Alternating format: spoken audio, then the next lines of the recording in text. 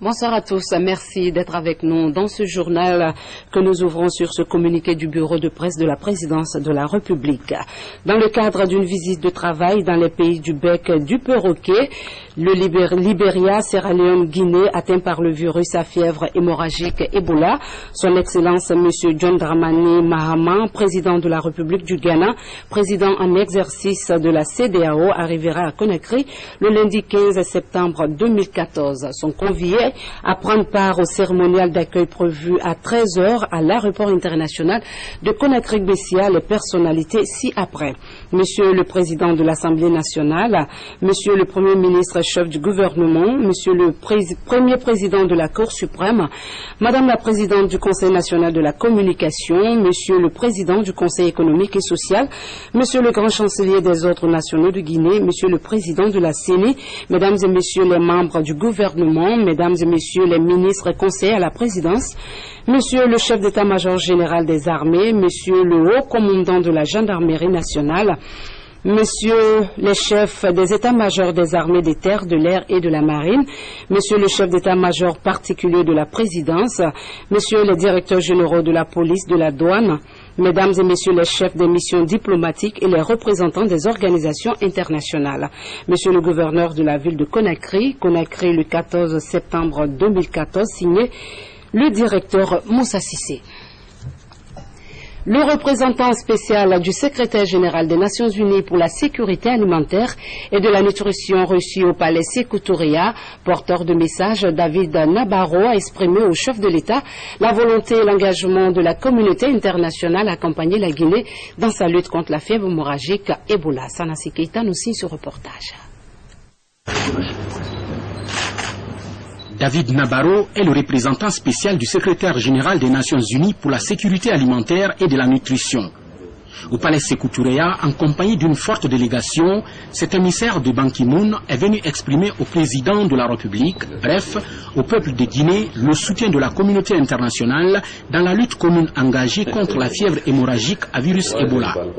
Dans la foulée, professeur Alpha Condé et David Nabarro ont mis l'occasion à profit pour échanger également sur l'économie du pays et la sécurité alimentaire. Mais le sujet brûlant reste le virus Ebola.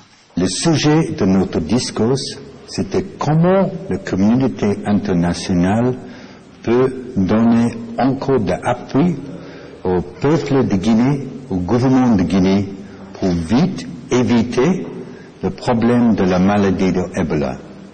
Nous avons parlé de toutes les choses, de la maladie, de le traitement, de la prévention et aussi de la continuation des services essentiels pour la nourriture et pour la santé des peuples. On a parlé de l'économie, on a parlé de la sensibilisation des peuples, on a parlé des problèmes aux frontières avec la Guinée et les autres pays. On a parlé de la situation de Guinée qui est à ce moment le manque de vols aux pays d'Europe et aussi de pays voisins. Dans cette lutte, la communauté internationale compte davantage soutenir les autorités guinéennes par rapport aux mesures sanitaires déjà prises sur le terrain en vue de bouter la maladie hors du pays. On a décidé que vraiment c'est essentiel que la communauté internationale donne beaucoup plus d'appui parce qu'ici à Guinée, le gouvernement a renforcé les systèmes pour organisation de réponse, de riposte à ce problème de l'épidémie de Ebola. J'ai dit que je voudrais retourner peut-être dans un mois pour regarder si la situation a amélioré et si ça n'est pas un bon résultat, on va trouver encore de puissance de réponse. On a parlé d'une réunion à New York dans l'Assemblée générale des Nations Unies où on fait un plaidoyer avec beaucoup plus de pays pour encore de soutien. À New York, où se tiendra ce mois de septembre l'Assemblée générale des Nations Unies, la fièvre hémorragique à virus Ebola sera l'un des sujets importants à débattre. Pour l'émissaire du secrétaire général des Nations Unies, un plaidoyer va être fait pour davantage mobiliser la communauté internationale en vue de soutenir les pays touchés par l'épidémie, dans le but d'inverser la tendance actuelle. La Guinée a encore des amis fidèles. Elle n'est pas seule à lutter contre la fièvre à virus Ebola. Pour les Guinéens, cette solidarité des pays amis est un motif de réconfort dans la poursuite accélérée de la guerre contre l'épidémie. Une union forte de ses filles et fils relèvera le défi de l'histoire avec les pays amis. Une réflexion de Kamara Abouakar. La solidarité de la France envers la Guinée qui s'exprime aujourd'hui encore plus fortement parce que quand on est ami, quand on est partenaire, c'est quand l'un de nous est en difficulté que l'autre doit montrer là toute sa solidarité et même la renforcer. La secrétaire d'État française rappelle bien que c'est quand le partenaire est devant l'épreuve que les vrais amis se montrent. C'est une belle leçon que rappellent aussi ces vers de Rudebeuf. Ce sont amis que vent emporte et ils vantaient à ma porte. Cette amitié, affichée par la France et par d'autres pays comme le Mali, le Nigeria, le Burkina Faso, les États-Unis, la Russie, la Chine ou Cuba, revigore le souffle des Guinéens habitués à relever les défis. La fièvre Ebola est un défi qui prend la forme d'une maladie infectieuse, une épidémie qui se répand vite si des mesures drastiques de riposte ne sont pas prises. La fièvre hémorragique à virus Ebola est inquiétante par sa vitesse d'expansion et par ses conséquences sur les relations sociales. Hier, l'Afrique centrale, on l'observait comme la maladie des autres. Aujourd'hui, l'Afrique de l'Ouest, les autres la regardent encore avec la même moue dédaigneuse. Le virus Ebola n'a donc pas de nationalité. Il se gosse des limites que tracent les hommes.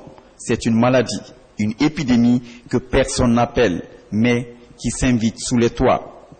Les organisations internationales comme MSF, CDC, la Croix-Rouge et surtout l'OMS le comprennent, elles qui annoncent que le virus Ebola relève d'une urgence sanitaire mondiale. Aucune nécessité de fermer sa case pour la mettre à l'abri du feu qui calcine la case du voisin. Pour combattre Ebola et se préserver contre lui, rien de mieux sensé qu'une levée de boucliers collective agissante. Déclaré dans l'actuel RDC il y a près de 40 ans, le virus Ebola traumatise et endeuille depuis 8 mois les Africains de Guinée, du Libéria et de la Sierra Leone. En juin, la Guinée avait presque réussi à étouffer la maladie quand des cas sont arrivés de Sierra Leone et du Libéria. Et la Guinée, sans rechigner, a repris le combat et y met toutes ses énergies. Le protectionnisme politique solitaire ne peut produire de résultats qui stoppent ce virus. Seule une riposte coordonnée des États est productive face à la fureur d'Ebola. Les gestes de solidarité internationale exprimés par les États-Unis, la France, la Chine, la Russie, le Maroc, Cuba, le Nigeria, le Mali rassurent que bientôt cette épidémie sera reléguée dans les cahiers d'histoire. Ceci est possible grâce au soutien des pays amis et frères, avec l'expertise internationale à travers des organisations humanitaires et notre détermination à bouter la maladie hors du pays. Ensemble, nous surmonterons cette autre épreuve de notre histoire. La Guinée est un pays de défis, et cet autre-là, les Guinéens le relèveront dans un mouvement d'ensemble avec la Sierra Leone et le Libéria et avec le soutien des pays amis. Nous y arriverons. Au terme de sa visite de travail, Annick Girardin félicite les autorités guinéennes des mesures prises pour l'éradication de la fièvre hémorragique et Ebola. Elle invite les autres pays à ne pas isoler la Guinée. On écoute la secrétaire d'État française au micro de Adiatou Bari. De la Guinée et que les amis sont là quand les moments durs touchent son ami et je répète combien l'amitié franco-guinéenne est forte. Je l'ai rappelé également au président il y a quelques jours. Il faut le rappeler, la France est là à vos côtés, elle sera là encore demain et pendant toute la durée de ce moment difficile où il nous faut coordonner et préparer une riposte forte face à l'évolution du virus Ebola. J'ai vu sur le terrain des hommes et des femmes qui se battaient pour faire reculer ce virus Ebola, des Guinéens bien sûr. qui sont impliqués dans cette lutte, des ONG et notamment Médecins sans frontières qui est présent sur le terrain et actif depuis le début et je crois qu'il faut les en remercier. Ce que j'ai vu aussi c'est la France présente ici à travers toutes ces représentations, bien sûr l'ambassade, le lycée français qui est présent, le centre culturel, les entreprises françaises, chacun aidant et tentant de son côté de faire que les moyens sont mis pour lutter contre ce virus, mais aussi pour éviter que des populations soient davantage contaminées, tout simplement en véhiculant les bons messages et en apprenant les bons gestes à chacun. Et je crois que là c'est aussi très important. La Guinée aujourd'hui ne doit pas rester isolée. Je suis venue en Guinée, c'est possible de venir en Guinée, c'est possible de faire reculer Ebola, c'est possible de guérir de la maladie Ebola. Je suis arrivée aussi avec des moyens en matériel, 2 tonnes de matériel, et on est venu aussi sur le volet financier renforcer, donner des moyens pour renforcer le système de santé. On voit bien qu'il n'est pas complètement défaillant puisque le virus Ebola ici est quand même moins important qu'en Guinée ou en Sierra Leone. Ça veut dire que la Guinée a su mieux résister. Mais il faut qu'on soit nombreux à ses côtés pour que maintenant on arrive à faire reculer complètement Ebola. Puis financièrement, je l'ai annoncé, c'est un total de 10 millions d'euros que la France en quelques jours a su mobiliser au-delà des 24 experts médicaux qui vont arriver petit à petit ici à Conakry. Après ce journal, vous suivrez dans la rubrique Info Plus le résumé de la visite de la secrétaire d'État française au développement et de la francophonie. Poursuivant sa visite en Guinée, la secrétaire d'État française chargée du développement et de la francophonie a visité la Blue City de Kaloum, un centre de loisirs où la jeunesse guinéenne y trouve son compte dans plusieurs domaines. Mamadou Alpha Baldé, reportage. La Blue Zone de Kaloum accueille pour sa première fois la ministre française du développement et de la francophonie. Venue exprimer le soutien de son pays dans le combat du gouvernement guinéen et ses partenaires contre Ebola, Annick Girardine se réjouit aussi de voir une telle infrastructure réalisée par une entreprise française en faveur des jeunes de Guinée.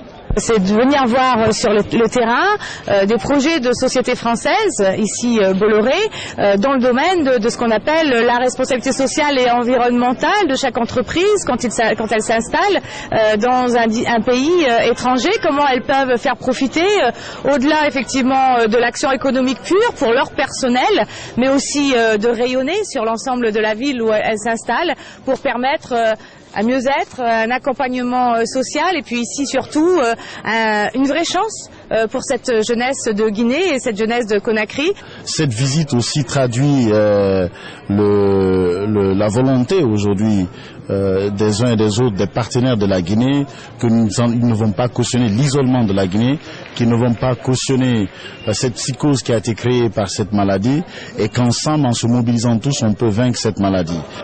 Forte de ses 5000 abonnés, la Blue Zone de Kaloum reçoit chaque jour des dizaines de jeunes. Pour les responsables du centre, cette visite est le symbole de la qualité des prestations offertes par la Blue Zone.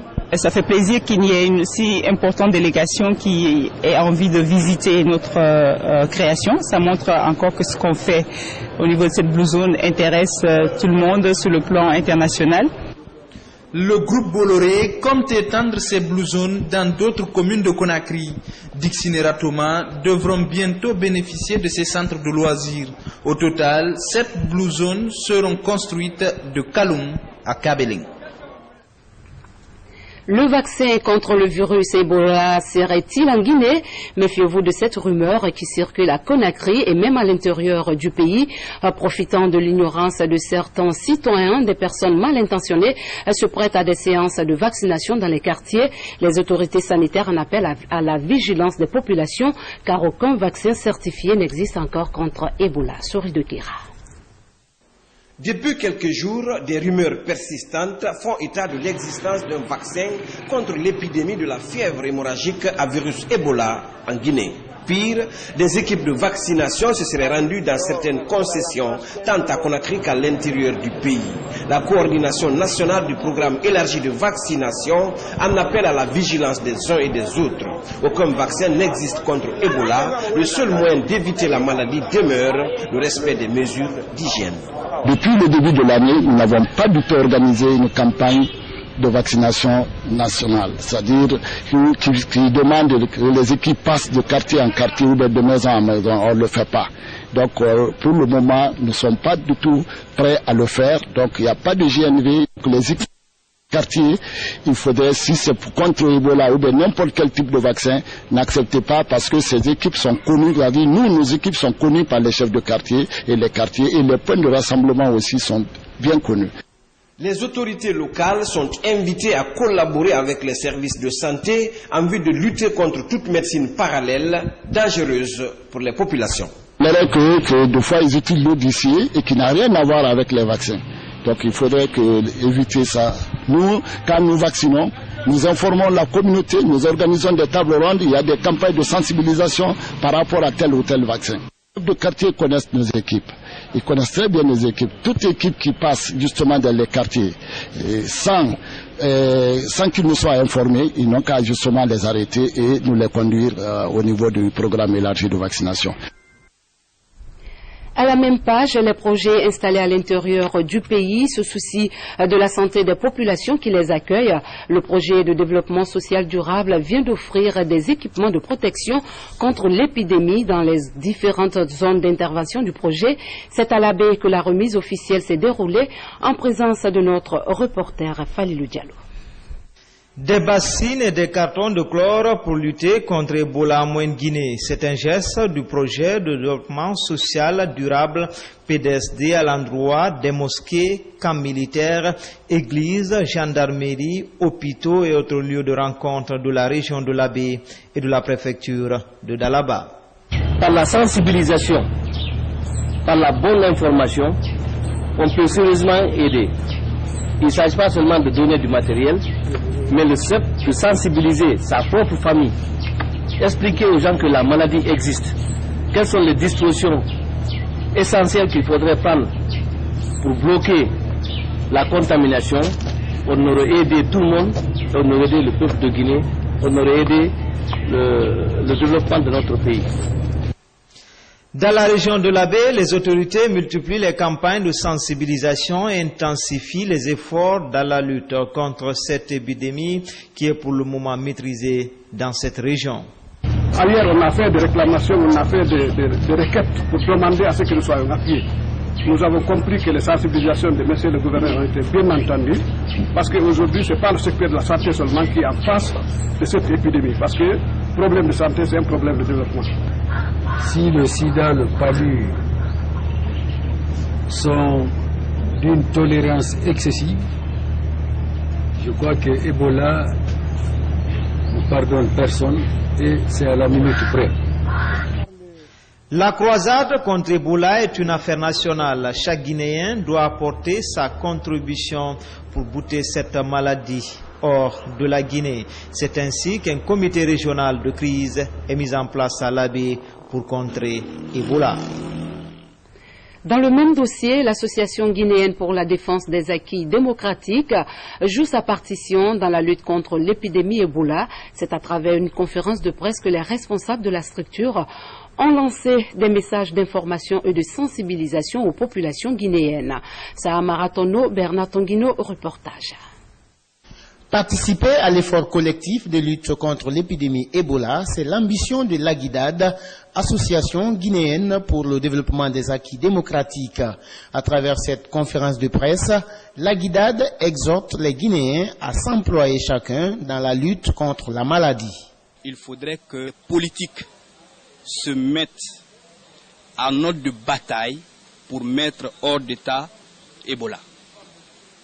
Si la sensibilisation, si le dernier citoyen est sensibilisé, le dernier citoyen sait qu'il y a Ebola, le dernier citoyen sait qu'Ebola tue, si on ne vient pas à l'hôpital, je crois que c'est la première mesure d'abord que les citoyens doivent respecter pour combattre cette maladie. Autre sujet abordé au cours de cette conférence de presse, la composition de la Commission électorale nationale indépendante. L'Aguidad s'oppose à toute recomposition de la CENI jusqu'à la fin de son mandat. L'ONG appelle les acteurs politiques au respect de l'indépendance de l'institution. La CENI est apolitique de par la loi. Même si les commissaires présents sont issus des partis politiques, Mais à partir du moment où chaque commissaire a prêté serment, à partir du moment où la loi reconnaît que la CENI est apolitique, nous demandons aux partis politiques de pérenniser ces lois, de respecter ces lois, parce que si nous respectons ces lois, la démocratie ira de l'avant.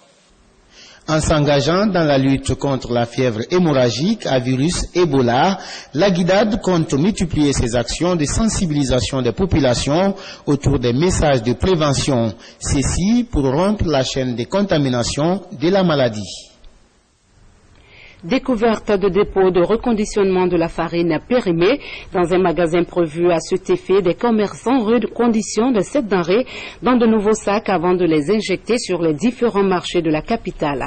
C'est un coup réussi du service spécialisé dans la lutte contre le grand banditisme et le crime organisé. Pour en savoir davantage, suivez ce reportage de Younous Atawel Kamara. Cette porte cadenassée se trouve une quantité importante de farine périmée. À l'intérieur du magasin, plusieurs personnes travaillent loin des regards suspects de 8h à 16h. Cela dure depuis des mois. La farine avariée est tamisée dans le noir pour être mélangée et puis emballée dans de nouveaux sacs pour tromper les consommateurs.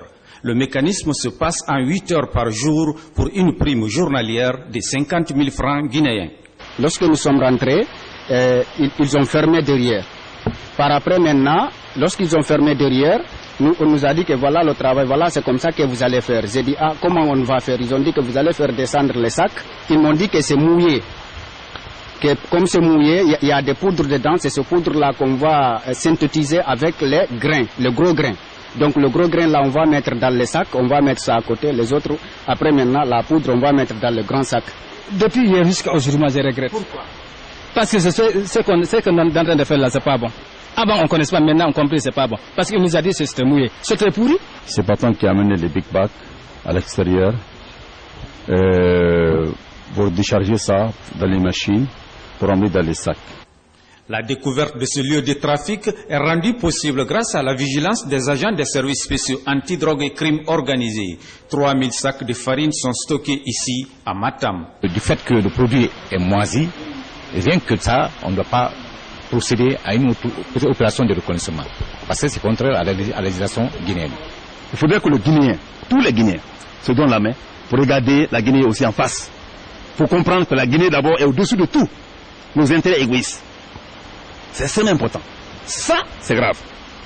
Par sa gravité, je voudrais inviter chacun de nous, chaque citoyen, y compris le service de conditionnement, à prendre à bras le corps cette affaire. Cette découverte suscite d'autres interrogations sur la présence d'aliments impropres à la consommation. Cela à une période où des maladies émergentes liées à l'alimentation sont de plus en plus nombreuses et inquiétantes. Création de la Direction nationale chargée des produits pétroliers et dérivés. Déjà en activité, la direction vient de mettre en place un code d'éthique et de bonne conduite. Une première dans ce secteur depuis le retrait de l'état de toute activité. Yaya Silla est le témoin de la signature du document qui l'atteste. Le ministère du Commerce est désormais doté d'une direction nationale des produits pétroliers et dérivés. C'est une initiative du président de la République, le professeur Alpha Condé, pour organiser et rendre plus efficace le secteur pétrolier en Guinée. D'où la création d'une commission qui vient de mettre en place un code d'éthique et de bonne conduite dans le secteur pétrolier. Le code d'éthique et bonne conduite, c'est quelque chose d'une valeur, je dirais, incommensurable dans l'activité que nous menons et de manière générale dans toutes les activités.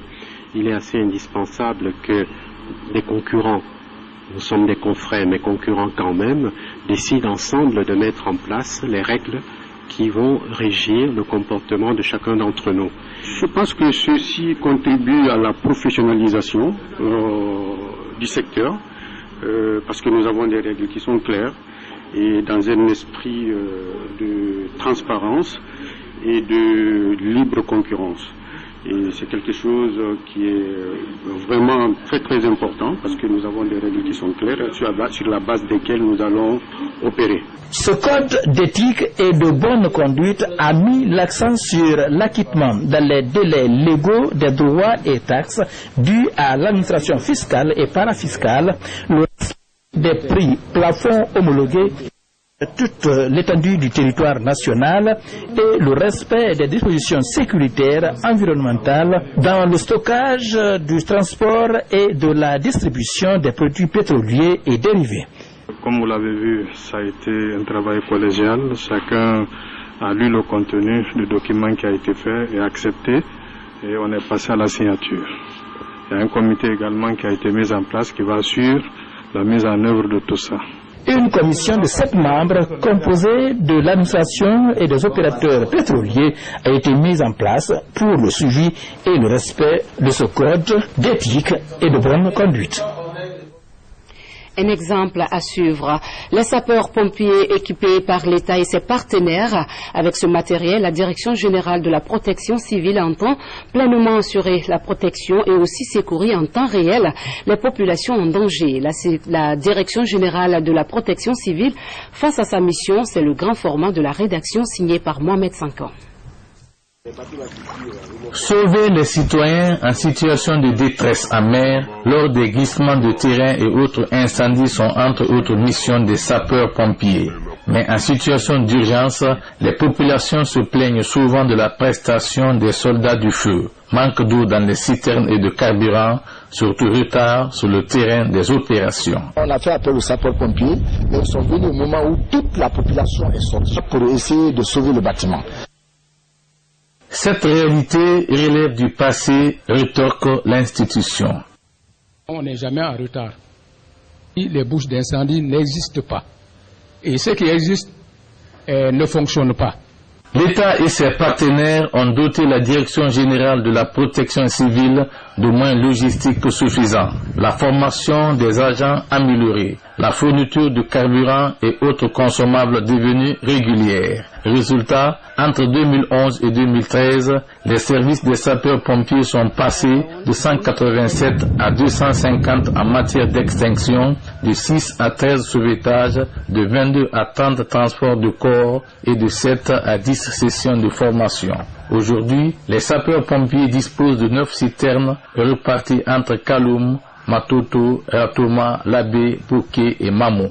Mais c'est grâce à la coopération française, on a reçu encore 5 camions incendie, 2 ambulances que vous voyez, qui nous a permis aussi de décentraliser à l'intérieur du pays. Nous sommes maintenant à Labé, à Bouquet, à Kindia et Mamou. Donc très bientôt, nous recevrons encore d'autres matériels qui vont nous permettre d'être à Kankan et à Zérekouré. Le seul problème majeur demeure encore le manque de numéros de contact et la méconnaissance de l'existence des bases de Ratoma et de Matoto à Conakry. En attendant la réactivation du numéro 18 de tous les réseaux pour les appels d'urgence, 2 numéros ordinaires sont mis en service. Désormais, il revient à la population de composer le bon numéro ou de taper à la bonne porte pour être secouru immédiatement et dans les règles de l'art. Avec une représentation de 40% de la population guinéenne, composée de tout corps de métier, le bureau régional de la Fédération nationale des artisans de Guinée vient d'être mis en place au gouvernorat de la ville de Conakry. Sa mission, valoriser les produits artisanaux. Moussa Bangora nous fait le point. La Fédération nationale des artisans de Guinée, une corporation qui regroupe de nombreux corps de métier. Un congrès a été organisé pour mettre en place un bureau régional de 15 membres avec un mandat de 2 ans renouvelable. Les mécaniciens, les tailleurs, les boulangers, tout le monde était là. On a voté conformément à la loi. Consommons ce que nous produisons, tel est le slogan de cette rencontre. Une démarche appréciée par les responsables. Ce bureau, il y a plus de 10 ans, on n'a pas de bureau des artisans. Et que c'est aujourd'hui, si on a eu cette fierté que ce bureau-là soit élu, c'est une grande joie pour moi. Si les artisans se donnent la main, se resserrent les rangs, nous pourrons vraiment faire une compétition avec les artisans de Burkina, de Mali, du Sénégal. Reparti en 8 corps de métier, ce bureau aura désormais la lourde tâche de monter des projets bancables, d'assurer la sécurité sociale, la formation du personnel, mais aussi de rechercher des partenaires afin de participer aux différentes foires organisées dans la sous-région. Culture, avant de nous quitter, le concours de beauté Miss Guinée-Amérique s'est tenu récemment au pays de l'Oncle Sam. Le sacre de rêve de toutes les candidates a été décroché par Fatoumata Sy. Le compte rendu avec notre envoyé spécial à Fatoumata Samora. 8 jeunes filles sont en lice pour la prestigieuse couronne de Miss Guinée-Amérique du Nord. Après les compétitions de danse, de poésie et de culture générale, Fatoumata Sy remporte le titre. Son projet porte sur l'éducation, notamment l'instauration du cycle préscolaire dans les institutions d'enseignement public. Pour elle, ceci pourrait réduire considérablement les charges des ménages. Cette 6e édition de Miss Guinée-Amérique du Nord a enregistré la présence de plusieurs têtes couronnées du showbiz. Parmi elles, Nyalin Kondé, Miss RTG. Elle est venue porter le message de la RTG, ce médium de service public. Un message relatif à l'accompagnement de toute initiative qui concourt à la valorisation du patrimoine culturel du pays. Au-delà de son aspect promotionnel de la culture guinéenne, Miss Guinée-Amérique du Nord contribue à l'émancipation de la jeune fille guinéenne vivant en Amérique du Nord et à son intégration dans la société américaine. Cela à travers des conférences-débats sur les opportunités offertes par le pays d'accueil et le paiement de bourses d'études pour soutenir la scolarisation des postulantes. Fort de sa reconnaissance par l'État de Maryland et de son soutien par la communauté guinéenne vivant aux États-Unis, le comité d'organisation de Miss Guinée-Amérique du Nord s'attelle à la formation d'une nouvelle génération de femmes leaders, foncièrement acquises pour le développement socio-économique de la patrie commune. Un idéal dont l'atteinte est tributaire de l'engagement des candidates. Rendez-vous est donc pris pour l'été 2015 pour la 7e édition de Miss Guinée-Amérique du Nord, ici à Washington, dans le pays de l'Oncle Sam. Et voilà que referme ce journal. Merci de nous avoir choisis pour vous informer. Restez avec nous pour la suite des programmes de la télévision nationale. Bonsoir à tous.